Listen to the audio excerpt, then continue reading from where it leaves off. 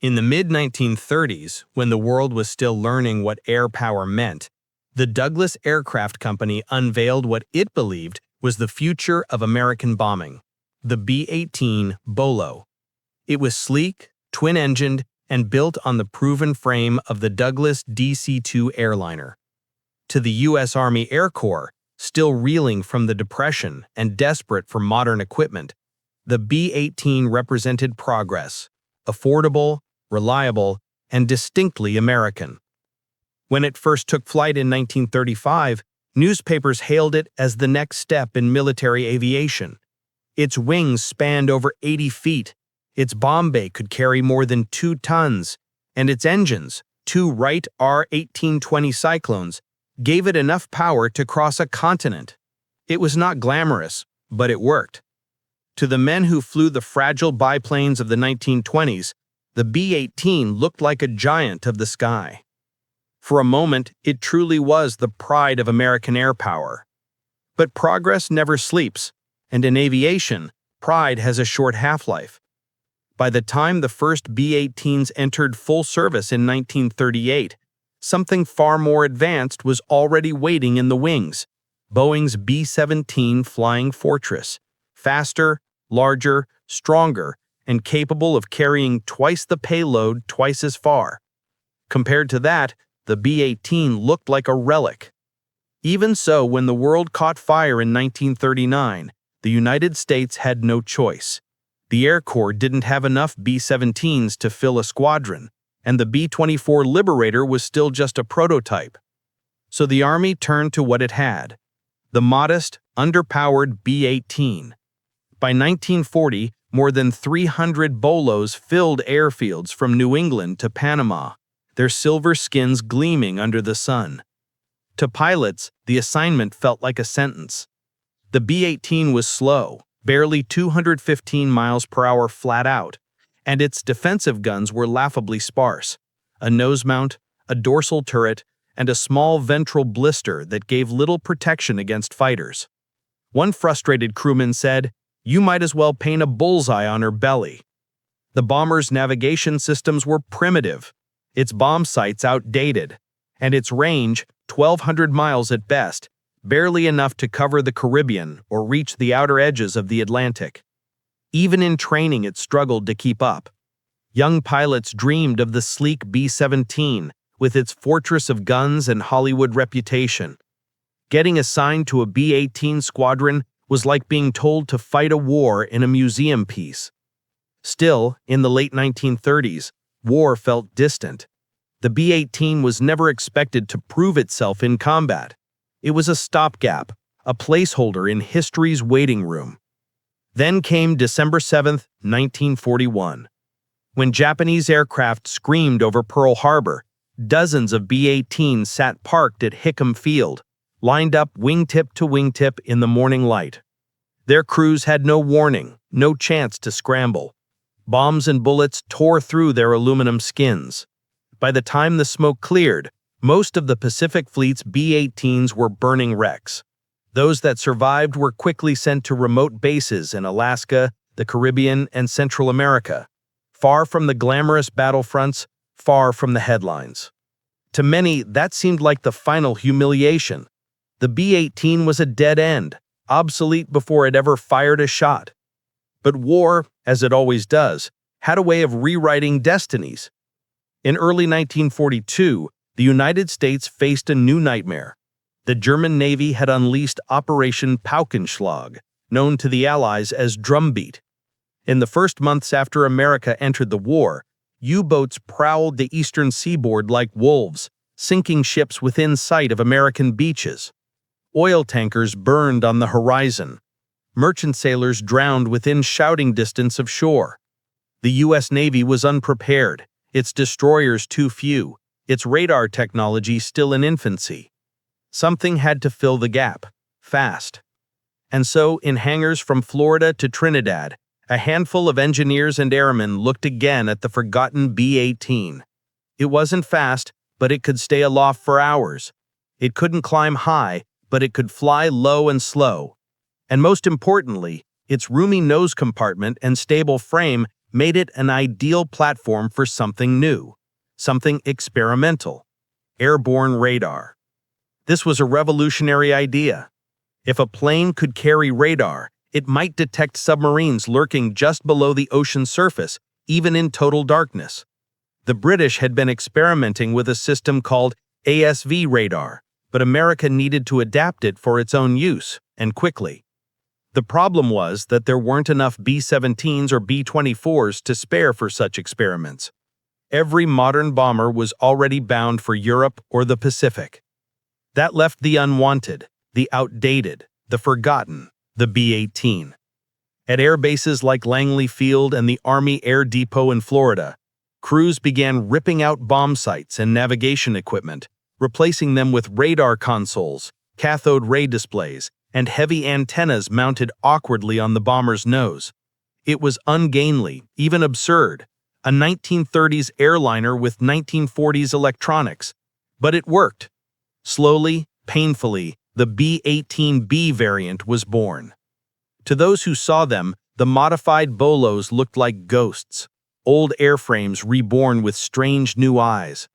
One engineer recalled, "We called them the blind watchmen. They flew at night when no one else could, guided only by a heartbeat of light." By the end of 1941, the first radar-equipped B-18s began flying patrols off the American coast, searching for periscopes and shadows. Their pilots didn't know it yet, but they were at the edge of a revolution, the dawn of electronic warfare. The plane that had been mocked, dismissed, and left to rot in dusty hangars was about to find its purpose. Not in daylight bombing runs or grand formations, but in lonely flights over an endless black ocean. The relic of another war was ready to fight a new one. In the first months of 1942, the Atlantic Ocean had become a graveyard. The German Navy called their campaign Operation Paukenschlag, drumbeat, and its rhythm was deadly. Every night, along the eastern seaboard of the United States, the glow of burning oil tankers and cargo ships could be seen from the beaches. U-boats prowled the coastlines from Newfoundland to the Caribbean, hunting unescorted freighters with impunity. The Germans nicknamed it the Second Happy Time. America had entered the war with confidence, but not preparation. The U.S. Navy had too few destroyers and almost no experience in anti-submarine warfare. Merchant convoys were only beginning to form. Coastal blackouts were ignored by civilians who refused to dim their lights. For U-boat commanders, it was like shooting fish in a barrel. Between January and June 1942, German submarines sank over 400 ships in American waters. The U.S. military was stunned. The Atlantic, once a secure lifeline, had become a corridor of death. It was in that chaos that the forgotten Douglas B-18 received a second chance. The U.S. Army Air Forces needed aircraft that could patrol vast stretches of ocean and spot submarines before they struck. The long-range B-24 Liberator was ideal, but precious few were available. They were already promised to the bombing campaign in Europe. The Navy's Catalinas were stretched thin, and the Army's newer B-25s were still coming off production lines. That left the one aircraft no one wanted, the old Bolo. In early 1942, the decision was made at the Army Air Force's Anti-Submarine Command, AAFAC. The B-18s would be reborn. They would not bomb cities or rail yards, but hunt submarines. To do so, they would need new eyes. A secret partnership was formed between the U.S. Signal Corps, MIT's Radiation Laboratory, and the Air Corps' Engineering Division.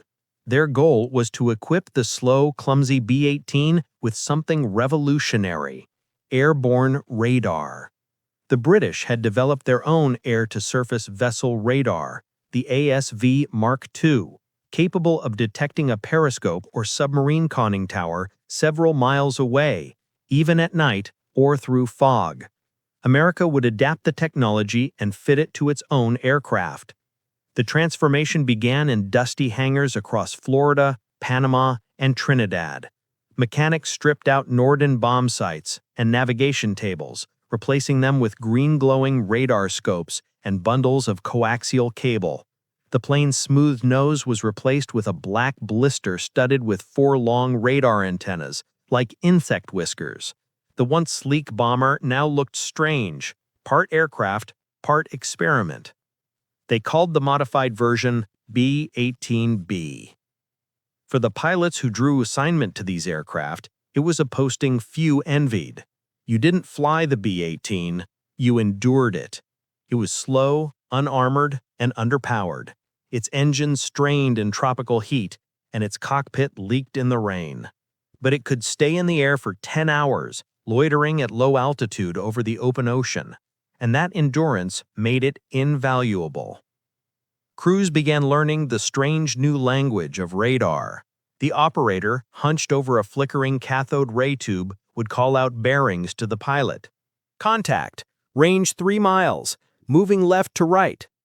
The pilot would squint into total darkness, seeing nothing but the black surface of the sea below.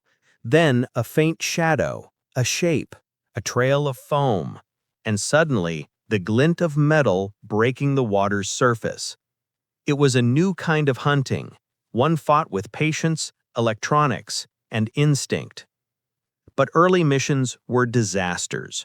The radar equipment was fragile and unreliable. The salty air corroded cables and shorted circuits. Some crews flew entire patrols with blank screens. Others mistook waves or schools of dolphins for submarines. The ocean was vast, the targets small, and the technology primitive. Still, the crews learned. They flew long, silent nights tracking phantom contacts across hundreds of miles. Slowly, they began to trust their instruments. And then came the moment that changed everything.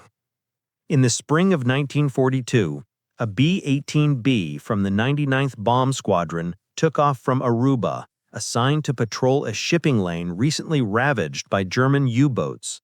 The radar operator was a 22-year-old sergeant named Harold McClellan. Hours into the mission, his screen lit up. Just a faint blip at first, moving slowly against the static. "Captain," he called, "I've got something." The pilot, Lieutenant William H. Webster, banked the plane toward the contact. The blip held steady. As they closed in, the operator's voice grew sharper. "Range 1 mile, half a mile." Then through the cockpit glass, Webster saw it. A long, black shape slicing through the moonlit water. A submarine, running on the surface to recharge batteries. "Target sighted," he said calmly. "Prepare to attack."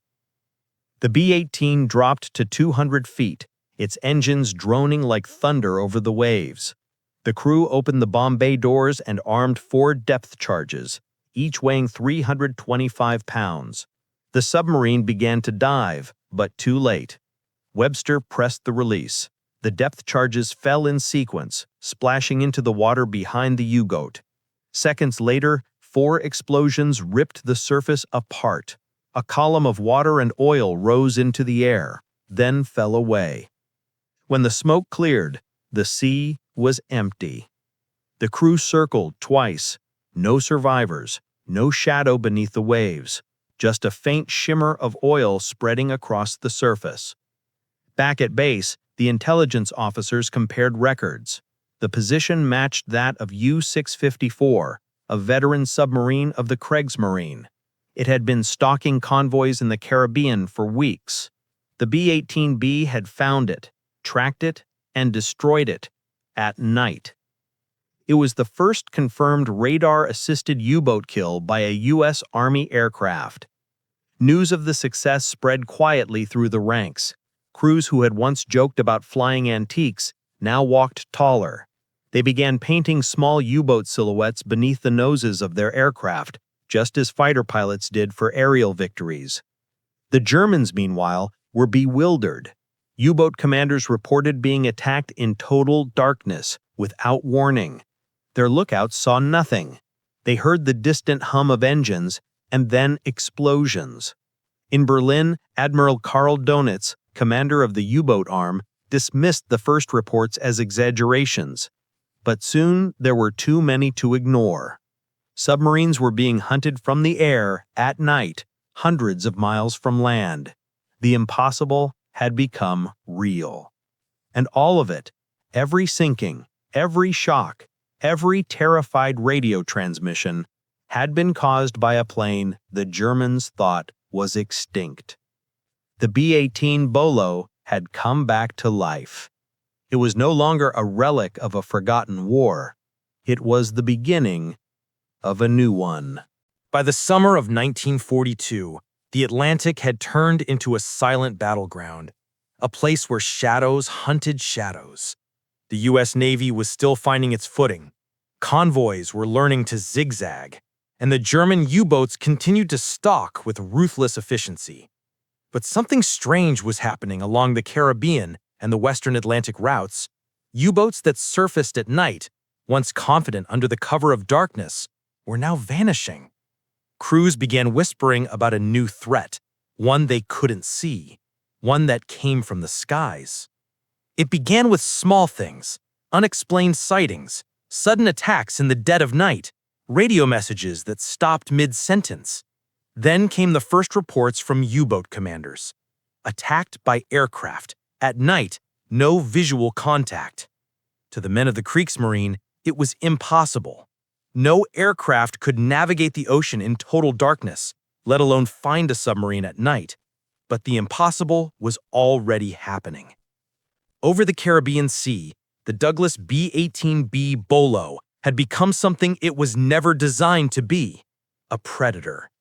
From makeshift bases in Trinidad, Panama, and the Bahamas, small squadrons of radar-equipped Bolos began flying long, grueling patrols. Their flights were lonely affairs, 8, 10, sometimes 12 hours of endless black ocean and flickering green radar screens. The crews were young, many barely out of training, flying aircraft that were older than they were, but they carried something the enemy did not understand: radar. The power to see without light. Inside the cramped fuselage, the radar operator sat hunched over a cathode ray scope, his face ghostly green in the glow. Each faint pulse on the screen might be a submarine, or just a wave. Every pip of light sent a jolt through the crew. The pilot would adjust course, scanning the horizon for any sign of movement. Most of the time, there was nothing. Just wind, sea, and static. But then, one night in late August 1942, everything changed. A B-18B from the 45th Bomb Squadron was flying a patrol northeast of Trinidad, guided only by radar. The operator, Sergeant Frank Bishop, noticed a faint, steady echo at 5 miles range. It wasn't the erratic flicker of sea clutter. It was solid, deliberate, moving slowly. "Captain," Bishop called into his headset, "I've got a contact. Bearing 220, range closing." The pilot, Captain Robert Mason, brought the aircraft around, throttling back to avoid overshooting. Outside, the world was pure darkness. Then, through the faint shimmer of moonlight, they saw it, a long, black silhouette breaking the waves. A German U-boat running on the surface to recharge its batteries. Mason dropped altitude to 300 feet. The engines groaned. The co-pilot switched on the arming controls for the depth charges. "Ready when you are," the bombardier said quietly. The U-boat's crew spotted them too late. The 18B's engines were nearly silent in the humid air until the last second. A klaxon blared aboard the submarine, and men scrambled to dive. The conning tower tilted downward, foam spilling across the deck. "Now!" Mason shouted. The 18B released 4 depth charges. They fell in a perfect line, trailing silver reflections into the sea. Moments later, the night exploded. Columns of water and fire erupted where the submarine had been. The radar operator watched the contact vanish from his screen. He said, "Lost target. Gone." The crew circled for 20 minutes. Nothing but oil and debris floated to the surface.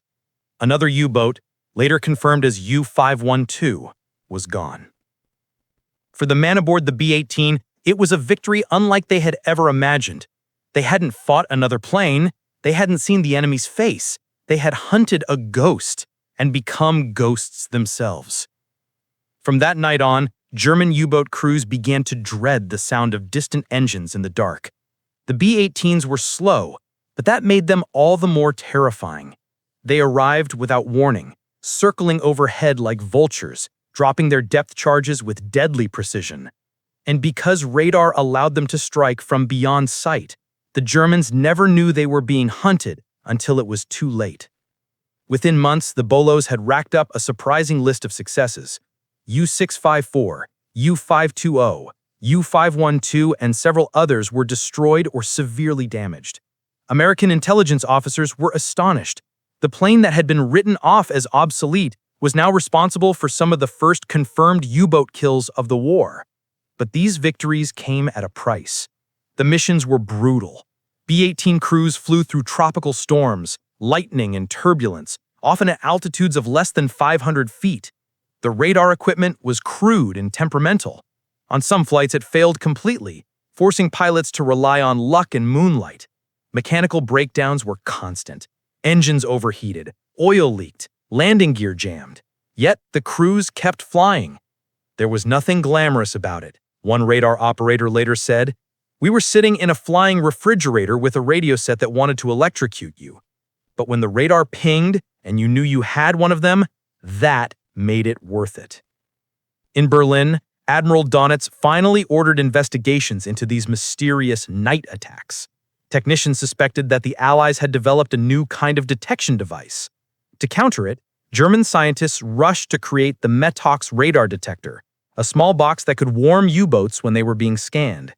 But by the time it reached the front, the B-18s were already evolving, fitted with more powerful radar and infrared sensors. The hunters had learned faster than the hunted. By late 1942, the U-boats' happy time off America's coast was ending. Submarines began losing more boats than they sank. The tables were turning, not because of new ships or better weapons, but because of a handful of outdated bombers with eyes that could pierce the night. On one mission, a German survivor, pulled from the sea, reportedly asked his captors, "How did you find us? It was pitch black."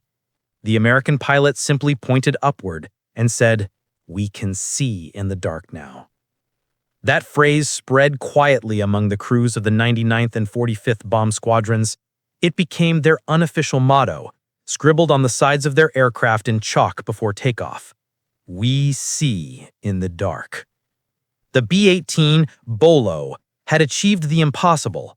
Once mocked as obsolete, it had changed the way war was fought at sea. And in the process, it had given birth to a new kind of warrior. Not a bomber pilot or fighter ace, but the radar hunter, watching the ocean through a green glow, striking enemies who never saw him coming. The night no longer belonged to the submarines. It belonged to the B-18. By the end of 1942, a strange irony had taken hold of the Atlantic War. The Germans ruled the depths, but the Americans now ruled the darkness. And the unlikely symbol of that reversal was a machine no one had expected to matter: the old Douglas B-18 Bolo. In official reports, the U.S. Army Air Forces called them interim patrol bombers. To the men who flew them, they were something else entirely: the old dogs with new teeth. The Bolos were never elegant, never fast, never famous. But when the night closed in and the sea turned black, they became something the enemy feared. In early 1943, the U-boat war was still at its peak. Admiral Karl Donitz had over 100 submarines active in the Atlantic, operating from French bases in Brest, Lorient, and Saint-Nazaire. They struck convoys in packs, Rudel tactics, surfacing at night to attack with torpedoes before slipping away. The Allies had no answer. Convoy escorts were stretched thin, and aircraft couldn't patrol the entire ocean. The sea was simply too vast. But the radar-equipped B-18Bs had started to change the rhythm of the hunt. From new outposts in the Caribbean and the Gulf of Mexico, Trinidad, Puerto Rico, Guantanamo, and Panama, They patrolled the choke points where submarines surfaced to recharge batteries or resupply from milk cow tankers. Each night, the same ritual played out. Engines coughed to life on the hot tarmac. Crews strapped in, sweating under their flight suits. The radar operator adjusted his scope, watching the faint sweep of the beam.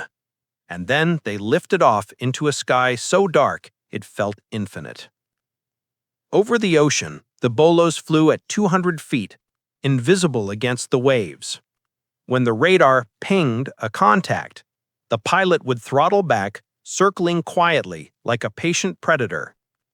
The depth charges, crude but deadly, waited in their racks, each set to explode at preset depths where the submarine's hull would be weakest. In those months, the B-18B squadrons scored a string of victories that no one had predicted.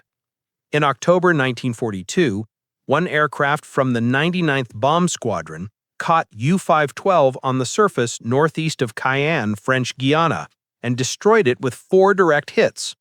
A few weeks later, another crew found U-520 off Newfoundland. Though the submarine escaped, it limped home leaking oil and never sailed again. In November, a B-18B flying from Panama attacked U-643, already damaged from an earlier encounter, and finished the job.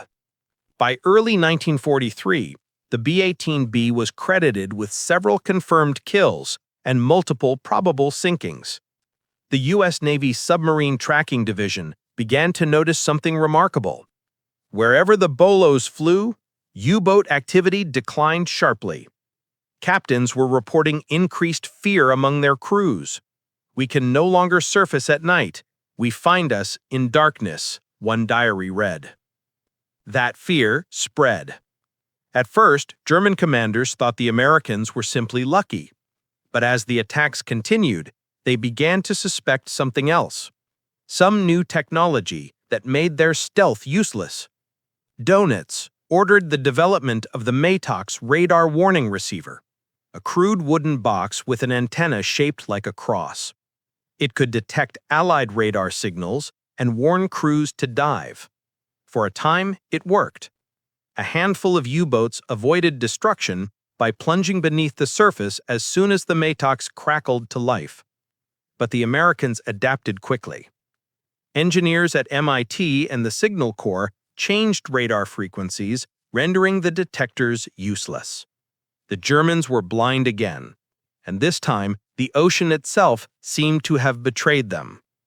The impact of the B-18B went far beyond its direct kills.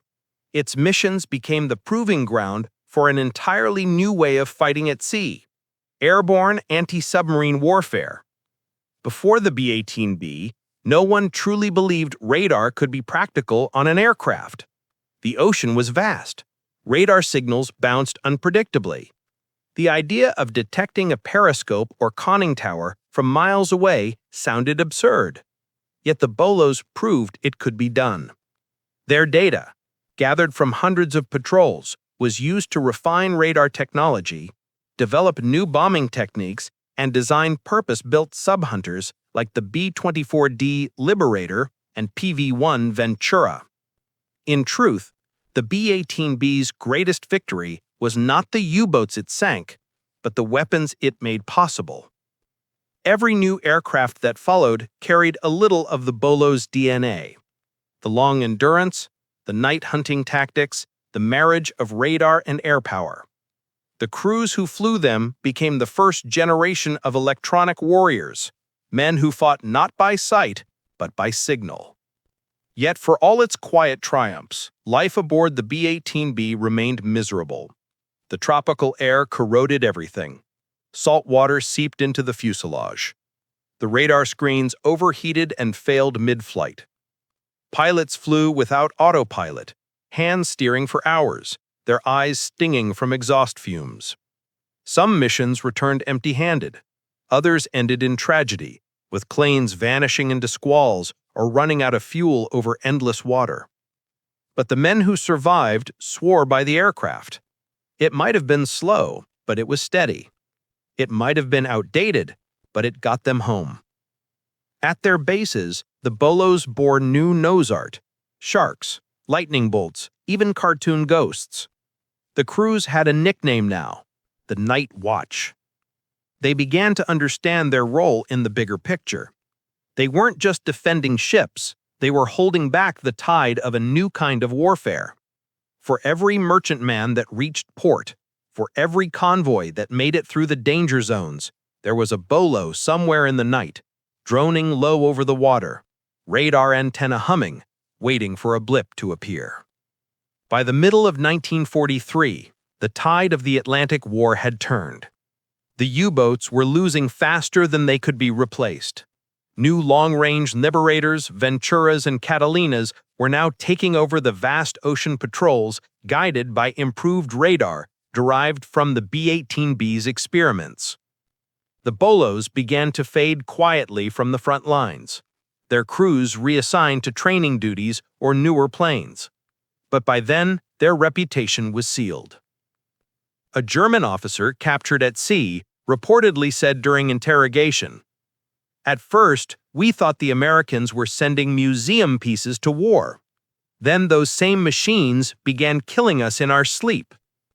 Even the Luftwaffe's own records later acknowledged that the Americans had developed an airborne detection device capable of locating submarines at night, first observed from aircraft designated B-18.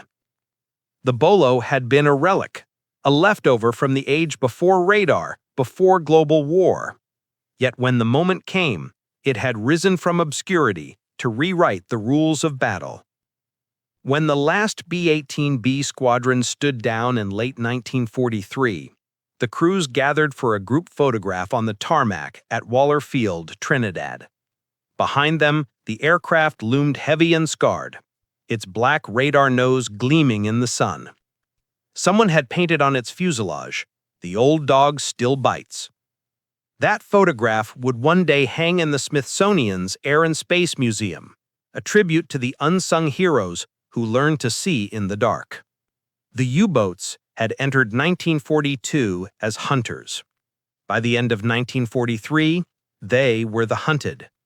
And the first hunter that had turned the tide was not the mighty B-24 or the sleek Catalina, but the humble B-18 Bolo, the airplane that refused to die. By late 1943, the Douglas B-18 Bolo had already outlived every expectation set for it. It was supposed to be obsolete before the war even began, a museum piece in uniform, a relic of the interwar years that had no place in modern combat. And yet, when the U-boats of the Kriegsmarine stalked America's coasts and the Atlantic seemed lost, it was this tired, forgotten bomber that first struck back from the skies. Now, as newer aircraft arrived, the B-24 Liberator with its 4 roaring engines, the Ventura with its streamlined fuselage, the Catalina with its vast range, the B-18 quietly faded from the front lines. Its work was done, but its story was far from over. The surviving Bolos were sent to quieter corners of the war. Some became training aircraft, teaching new radar operators and navigators the strange art of finding ghosts on a flickering screen. Others flew coastal patrols along the Gulf of Mexico and the Pacific, guarding against stray submarines or enemy raiders that never came. The men who had flown them into battle often stayed behind as instructors. They had earned nicknames: the Night Watch, the Ghost Flyers, the Bolo Boys.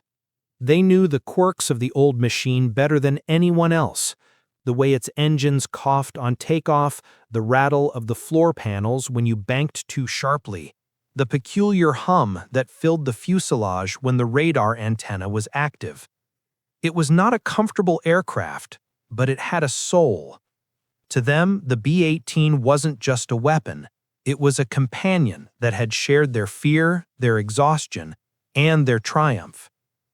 In 1944, as the Allies turned the tide across Europe and the Pacific, radar technology, once an experiment, every modern bomber and patrol aircraft now carried it. The techniques born inside the cramped, overheated cabins of the Bolo, the low-level night approaches, the depth charge attacks, and the coordinated strikes with naval destroyers had evolved into full doctrine. What began as a desperate improvisation had become a cornerstone of Allied victory. Even as the last B-18 squadrons were retired, their influence echoed through every new design that followed. The B-24D Liberator adopted the same radar system for its anti-submarine variants. The PV-1 Ventura carried the same crew configuration perfected in the Bolo. The PBY Catalina adopted the same hunting pattern: fly low, circle, strike, and vanish. And decades later, the great maritime patrol aircraft that would define the Cold War, the P-2 Neptune, the P-3 Orion, all traced their lineage back to the first radar pulses that flickered inside the B-18's nose. It was the Bolo that had taught America's airmen that the ocean could be seen even in darkness. For the Germans who survived the Atlantic campaign, the memory of the B-18 lingered in a strange, almost mythical way. U-boat veterans spoke of it with grudging respect. They called it Der Geist über dem Meer, the ghost over the sea. It was not fast or powerful, but it appeared where no aircraft should have been, in weather no plane should have flown, and it saw them when no human eye could.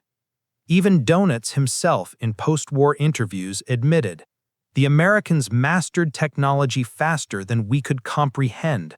Their old aircraft, the B-18, became something beyond our imagination. We feared the sound of its engines in the night." For a machine built in the shadow of another war, that was a fitting epitaph. After the guns fell silent in 1945, most of the remaining Bolos were scrapped.